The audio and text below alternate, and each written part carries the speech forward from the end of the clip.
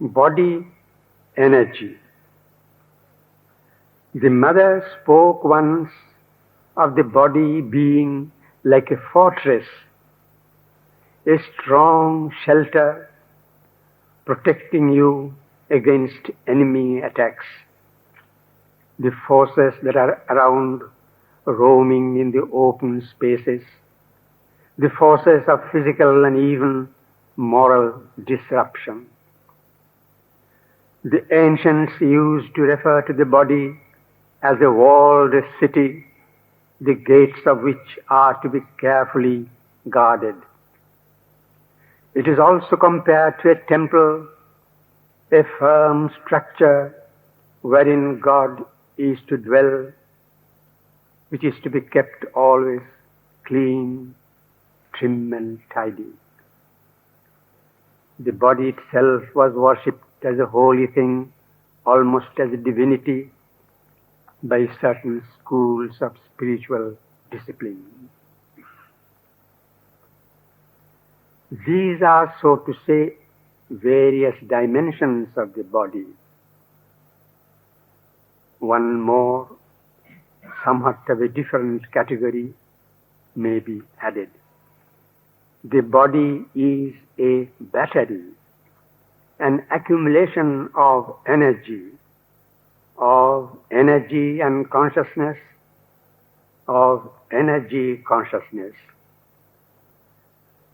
We are all familiar with the modern concept of the material particle being concentrated energy. It is tremendously concentrated, and that is why it looks as though it is dead solidity. In reality, its stilled high potency harbors almost an immeasurable force of creation and destruction. The release of energy, material energy in matter, is the business of science and the scientist. The release of consciousness, the energy of consciousness in matter, is the business of yoga and the yogi. The tantric discipline was in a large way occupied with this mystery. It found and developed its own method and process, and its success in its own field is also well recognized. The body content, thus, is essentially consciousness consolidated, crystallized. The problem then is how to release it. The first thing is that you must be conscious. You, that is to say, your body must be conscious, must be aware always of what it is doing, living, moving, acting. The body must be doing all that consciously, almost voluntarily. There shall be no involuntary movements. Each physical gesture must know itself by feeling itself in the act. It is not that the mind should know. The mind can have only a memory, but that the limb itself has to pursue its function knowingly, in full awareness. At the beginning there is inevitably a mixture of mental knowing, but that is to be cleaned out and overpassed. One is conscious, can be conscious only through consciousness. Consciousness is born through consciousness. It manifests, it grows through incubation, through self-concentration. Energy energizes itself, as the Upanishad says, tapas taptva. Energy is consciousness in movement, and in moving it expresses itself, embodies itself. A muscle, for example, when moving, awakes to its own activity. The awakening is not confined to itself, but it extends gradually, extends to all its constituent cells, and even to contiguous cells. The process in this way permeates the whole body, and the entire material content of the body is filled with consciousness and with its radiant energy. There is, however, a basic preliminary necessity, a preparatory condition. The first essential condition under which the body can be conscious of itself is its freedom, its absolute freedom. The body must be liberated wholly and entirely. It must feel its perfect freedom. As at present, it is a slave. It never knows its own will. It is always under the orders of either the vital or the mind, or both. Under the control of this dual master, a cruel deity, the body has lost all its independent movements. The activities, almost all of the present body, are not really its own. They are expressions of an imposed will.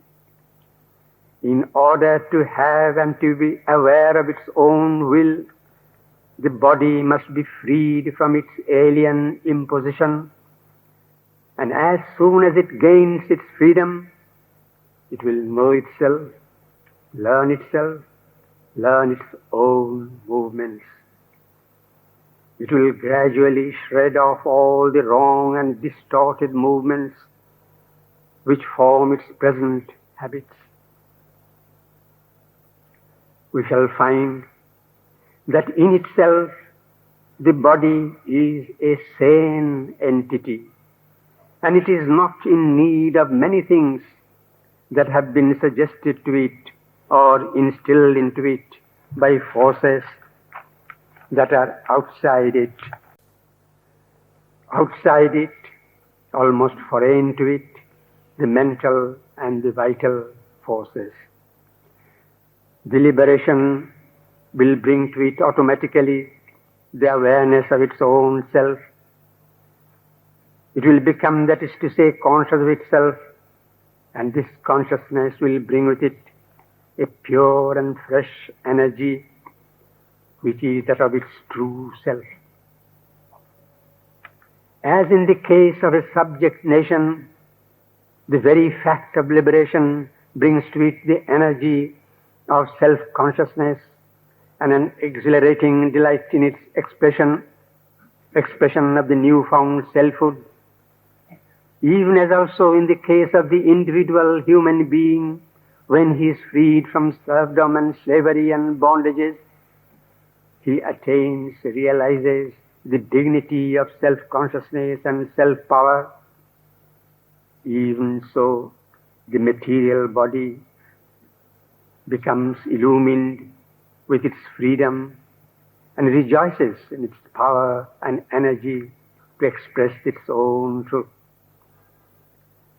The first effect of freedom after long subjugation is likely to be a spell of erraticism, but that is sure to die away if there is a corrective central will.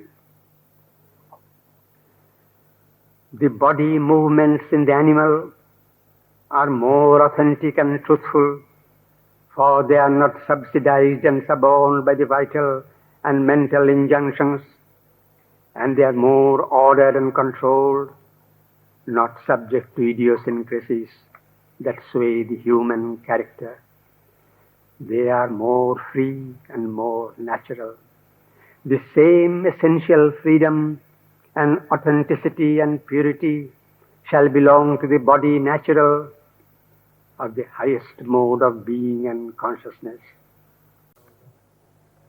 However, in this age, at the present time, the human body is inevitably moving towards such a consummation, towards freedom and buoyancy and radiancy, a new valency, a new self-law. The individual efforts are more than supplemented by a grace that is at work in a supreme, effective manner. For this is the hour of God, when even a little effort produces great results and changes destiny.